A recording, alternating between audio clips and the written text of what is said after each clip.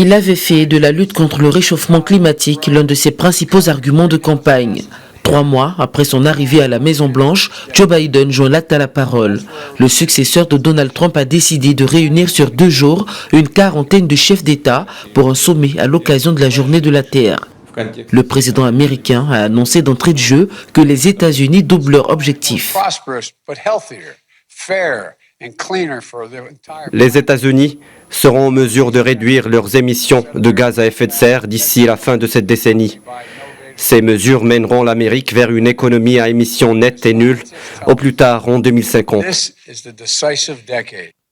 Les États-Unis sont parvenus à réunir les plus grandes puissances mondiales, dont la Chine, malgré les tensions entre Pékin et Washington. Xi Jinping, président de la République populaire de Chine, a profité de ce sommet pour rappeler les objectifs qu'il avait fixés l'année dernière.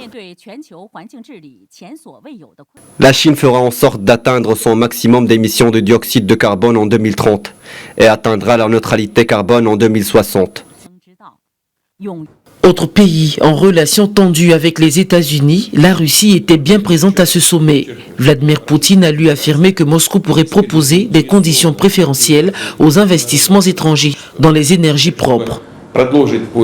Du côté de la France, Emmanuel Macron a lui plaidé pour une fixation d'un prix pour le carbone. Débuté jeudi, ce sommet mondial s'achève aujourd'hui. Il est censé être un point d'étape avant la grande réunion mondiale sur le climat.